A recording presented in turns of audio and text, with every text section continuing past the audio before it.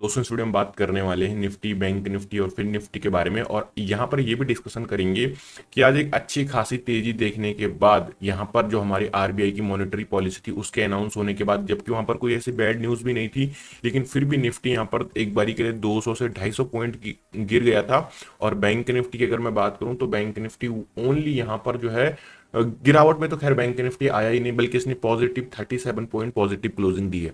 तो एक तरफ जहां पर निफ्टी 200 पॉइंट तक गिरा हुआ है और वहीं पर बैंक निफ्टी का जो इंडेक्स है वो पॉजिटिव में ट्रेड कर रहा था, लेकिन जब निफ्टी में शार्प फॉल आना शुरू हुआ तो बैंक निफ्टी यहां पर फ्लैट क्लोजिंग हमको दिखा रहा है। अदरवाइज बैंक निफ्टी में हमें 200 से 250 पॉइंट की तेजी देखने को मिल रही थी, but due to the Nifty fall bank Nifty भी यहां पर गिरने लगा और उसमें हमें फ्लैट क्लोजिंग देखने को मिली। अब यहाँ पर थोड़ा सा जरा सेक्टर वाइज देख लेते हैं कि कौन कौन से सेक्टर आज यहाँ पर मार्केट में कंट्रीब्यूट कर रहे थे। तो हेल्थ केयर सेक्टर अगर आप देखोगे तो फ्लैट यहाँ पर क्लोजिंग दी है।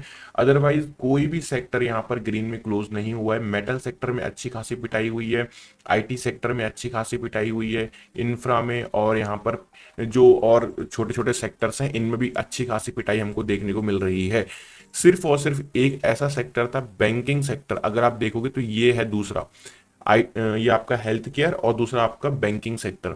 ये जो दो थे फ्लैट थे, इसी की वजह से आज बैंक निफ्टी गिर नहीं रहा था, because HDFC bank positive trade कर रहा था।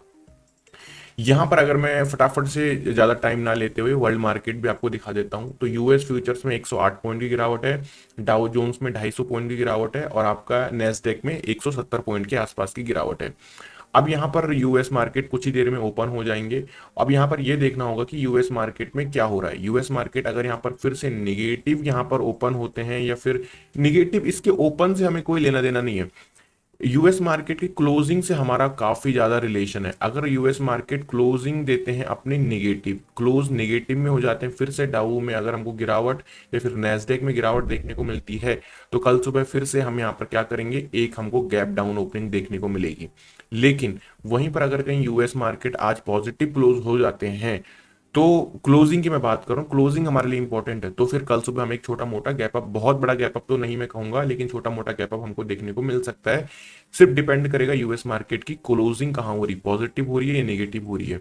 अब चलते हैं दोस्तों यहाँ पर हम अपने चार्ट्स पे, और चार्ट्स पे मैं आपको दिखाने वाला हूँ काफी चीजें जो है पहले तो आपको बतानी है, लेकिन मैं फटाफट से बताऊंगा, ज्यादा लंबी मैं वीडियो को लेंथी यहाँ पर नहीं करूंगा डेफिनेटली। तो आरबीआई की जो मॉनेटरी पॉलिसी आई है उसमें क्या क्या चीजें यहाँ पर कही गई हैं मैं आपको फटाफट से बता देता हूँ जो आपके काम की हैं। तो आरबीआई का जो अभी इंटरेस्ट रेट चल रहा है वो है 6.50 पे। तो इन्होंने इसको रिमेनिंग रखा हुआ है कि भाई अभी हम ना तो कोई बढ़ाने वाले और ना ही रेट कट करने वाले हैं, क्योंकि यहाँ पर ये फूड इन्फ्लेशन को लेके बहुत ज्यादा चिंता जताई है हमारे गवर्नर साहब ने। और उन्होंने कहा है और चीजें तो ठीक है, बैलेंस हो रही है, इकोनॉमी ग्रो कर रही है, लेकिन जो फूड इन्फ्लेशन है उसके लिए उन्होंने बार बार जब वो अपना स्पीच दे रहे थे तो हर थोड़ी देर में फूड इन्फ्लेशन के बारे में बात कर रहे थे। तो ये कहीं ना कहीं कंसर्न बन सकता है आने वाले टाइम पे, ये कोई छोटा मोटा इशू नहीं है। अब फूड जो है इन्फ्लेशन है क्या, मैं इतना इन डेप्थ अगर जाऊंगा तो वीडियो बन जाएगी 20 मिनट की, और लोग कहते हैं कि वीडियो को छोटा क्रिस्प रखो। फूड इन्फ्लेशन में आपको फटाफट से बता देता हूं, उनका यह कहना था कि हम इस तरीके से फूड इन्फ्लेशन को कंट्रोल करना चाहते हैं कि साल भर और पूरे अक्रॉस द इंडिया, कश्मीर से लेके कन्याकुमारी तक जो आपकी वेजिटेबल्स होती हैं उनके दाम हर जगह पर हर स्टेट में एक समान रहे, जो कि इम्पॉसिबल, नेक्स्ट टू इम्पॉसिबल है। तो ये वो कहीं ना कहीं इस चीज के कुछ कुछ पैरामीटर वो ऐसा देख रहे हैं, इस वजह से उन्होंने बार बार फूड इन्फ्लेशन का जिक्र किया। बस मुझे आपको थोड़ा सा माइंड में ये बात एंटर करवानी थी, ये है फूड इन्फ्लेशन इनके मुताबिक। अभी यहाँ पर इन्होंने जो है इंटरेस्ट रेट आप कहोगे तो 6.50 पे ही रखा है, ना बढ़ाया है ना यहाँ पर कट किया है। दूसरी चीज यहाँ पर जीडीपी ग्रोथ का जो अनुमान है 2025 के लिए, जीडीपी ग्रोथ अनुमान इन्होंने कितना रखा है, 7.2% के आसपास रखा है कि इतनी रह सकती है 2025 में जीडीपी। तो ये जो इंपॉर्टेंट चीजें थी, अब इस चक्कर में क्या हुआ कि मार्केट को तो इस चीजें नॉर्मल लगी, कोई बहुत बड़ी बैड न्यूज तो थी नहीं मार्केट के लिए, तो ये गिरा नहीं। लेकिन निफ्टी यहाँ पर कुछ इस चीज को पॉजिटिव नहीं लिया, और निफ्टी में हमको एक, अगर मैं आपको दिखाता हूँ निफ्टी का चार्ट, सॉरी निफ्टी के चार्ट ऊपर है। तो ये रहा। तो निफ्टी ने क्या किया यहाँ पर, जब ये इनका स्पीच खत्म हुआ तो मार्केट ने यहाँ पर पॉजिटिव मूव दिया, लेकिन उसके बाद कहीं ना कहीं मार्केट इस रेजिस्टेंस को ब्रेक नहीं कर पाया, या फिर आप ये कह लो कि जो उनका जो स्पीच था उसको मार्केट ने थोड़ा देर में समझा, गवर्नर साहब के स्पीच को, और फिर मार्केट में यहाँ से हमको गिरावट देखने को मिली। और ये जो गिरावट थी निफ्टी में करीबन करीबन 200 पॉइंट प्लस की गिरावट हमको निफ्टी में देखने को मिली है। तो ये था आज जो मार्केट में सारी एक्टिविटी हुई, ये मैंने आपको बता दी। अब चलते हैं सीधे इंट्राडे लेवल्स पे कि क्या वो ट्रेडिंग इंपॉर्टेंट लेवल्स हो सकते हैं। अब यहां पर दोस्तों अब दोस्तों यहां पर इंपॉर्टेंट चीज आपको देखने को मिलेगी कि निफ्टी का जो है डेली टाइम फ्रेम। अब डेली टाइम फ्रेम पे निफ्टी में अगर आप देखोगे तो हमें कोई भी ऐसी ट्रेंड लाइन या ऐसा कोई सपोर्ट दिखाई नहीं पड़ रहा है। अब मैं वहीं पर अगर आपको बैंक निफ्टी का चार्ट ओपन करके दिखाऊंगा तो बैंक निफ्टी में आपको क्या देखने को, सॉरी माय मिस्टेक, तो बैंक निफ्टी में आपको क्या देखने को मिलेगा कि जो हम कुछ महीने पहले यानी कि आज से 2 महीने पहले हम जिस चैनल पैटर्न की बात कर रहे थे, वो कहीं ना कहीं बैंक निफ्टी में हमको रिफॉर्म होता हुआ दिखाई पड़ रहा है। जिस हम बार बार इस चैनल पैटर्न के लोअर लेवल की बात कर रहे थे, वो मार्केट ने कहीं इस लेवल के आसपास ब्रेकआउट दे दिया था और इसके ऊपर निकल गया था। लेकिन अब फिर से मार्केट क्या कर रहा है, अपने चैनल पैटर्न के क्लोजर आने का ट्राई कर रहा है। मैं बैंक निफ्टी की भी स्पेशली बात कर रहा हूं, और मुझे लगता है अगर बैंक निफ्टी अपने इस चैनल पैटर्न के लोअर लेवल पर आता है तो ये एक बहुत ही बेहतरीन मौका बन सकता है अपर साइड ट्रेड लेने के लिए। तो ये आपको बताना था डेली टाइम फ्रेम पर। निफ्टी की अगर मैं यहाँ पर बात करूं तो ये निफ्टी का चार्ट है। निफ्टी में आपको ऐसा कुछ यहाँ पर अभी देखने को नहीं मिलेगा, तो इस बारे में अभी डेली टाइम फ्रेम पर मैं कैसे आपको कोई ट्रेंड लाइन बताऊं जब कुछ दिखाई नहीं पड़ रहा है। बट हाँ, डेफिनेटली यहाँ पर एक चीज ये जरूर है कि निफ्टी का जो ये लेवल है, ये पर्टिकुलर लेवल यहाँ पर इस लेवल के ऊपर और इसके नीचे जब तक निकलता नहीं है तब तक हमको यहाँ पर मार्केट में साइडवेज मोमेंटम देखने को मिलेगा। अनटिल और अनलेस निफ्टी इसके ऊपर निकल जाता है या इसके नीचे निकलता है तो ही हमको एक क्लासिकल अपसाइड या डाउन साइड मूव देखने को मिलेगा। लेकिन ये जो पॉइंट है ये काफी ज्यादा बड़ा है, इसके बीच में अगर ये टहलता रहेगा तो ऑप्शन ट्रेडर को यहाँ पर ह्यूज लॉस भी देखने को मिल सकता है। अब दोस्तों यहाँ पर मैं आपको, थोड़ा सा वीडियो लंबी बन जाती है लेकिन डिटेल में सब कुछ समझ में आ जाता है। अब मैं इतनी जल्दी जल्दी 5-7 मिनट में क्या बता दूंगा यार, आप खुद सोचो। न्यूज भी बतानी है, चार्ट भी बताना है, डेली टाइम फ्रेम भी बताना है और इंट्राडे लेवल भी बताने हैं, और भी 7-8 मिनट में कैसे पॉसिबल है? नहीं पॉसिबल है। Try to understand. कमेंट में पढ़ रहा था, किसी ने लिखा था, मैं आपकी बात समझ रहा हूँ कि क्रिस्प एनालिसिस होनी चाहिए, लेकिन इतनी सारी चीजें इस शॉर्ट टाइम फ्रेम पर नहीं है। कम से कम 14-15 मिनट लग जाते हैं। अब आपको मैं बताता हूँ, फिर भी मैं ट्राई करता हूँ कि जो अननेसेसरी चीजें उनको हटाओ और इंपॉर्टेंट चीजों को वीडियो में लेके रखो। अब मैं यहाँ पर लेवल की बात कर रहा हूँ तो निफ्टी में देखो, अगर आप इस चैनल पैटर्न के ये जो लेवल, ये जो आपको दिखाई पड़ रहे हैं यहाँ पर रेंज, इस रेंज के बीच में ट्रेड करते हो तो मोस्ट प्रोबेबली चांस है यहाँ पर लॉस होने के। लेकिन इस जो ये रेंज बनी हुई इसमें बचा जा सकता है, और वो इस तरीके से कि अगर हम यहाँ पर सपोर्ट एंड रेजिस्टेंस के बेसिस पे ट्रेड करें तो यहाँ पर बचने के चांसेस मुझे निफ्टी में दिखाई पड़ते हैं, एंड दैट इज द 24,000। तो कल के दिन पे अगर निफ्टी कहीं 24,000 यानी कि पर्टिकुलरली दिस लेवल के आसपास मुझे सपोर्ट लेता या कह लो डिप लगाता हुआ दिखाई पड़ता है तो निफ्टी में मैं यहाँ पर बाइंग के लिए देख सकता हूँ। और ये एक क्वेश्चन भी रहेगा मेरे लिए, ताकि थोड़ा सेफर लेवल भी है और एक राउंड नंबर भी है, क्योंकि 24,000 खुद में ही एक राउंड नंबर होता है तो ये स्ट्रॉन्ग सपोर्ट की तरह काम करेगा। So this is my first buying level. Now अगर मैं बात करूं यहाँ पर निफ्टी में सेलिंग साइड के लेवल की, तो वो होने वाला है 23,960। अब यहां पर मैं बात कर रहा हूं ब्रेक डाउन लेवल की।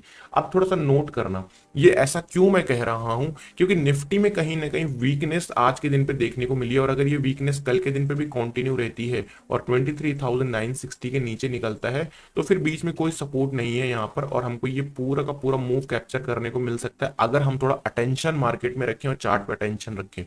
दैट्स द रीजन कि 23,960 will act as a resistance, sorry as a break down level, as a selling level. तो ये मेरी कुछ निफ्टी की एनालिसिस रही। वीडियो थोड़ा लंबी बन रही है बट इट इज ओके, आपको समझ में आ रहा है। अब चलते हैं बैंक निफ्टी के फटाफट से डेली टाइम फ्रेम पर, which is very very important to tell you कि ये फिर से एक चैनल पैटर्न में आ चुका है। और मैं पर्सनली चाहता हूं कि अगर बैंक निफ्टी इस लेवल पे आता है तो एक बहुत बड़ी अपॉर्चुनिटी बनेगी ट्रेड करने के लिए। डेफिनेटली जिन लोगों ने कैरी फॉरवर्ड कॉल लेके गए हैं वो तो इस बात से मतलब कहेंगे कि ऐसा मत कहो, लेकिन हाँ, इस लेवल पर आता है तो यहाँ से एक रिबाउंड के चांसेस बहुत हाई हैं। आप देख लो मल्टीपल टाइम जब जब लेवल अपने चैनल पैटर्न के लोअर लेवल्स पर आया है तो क्या हुआ है।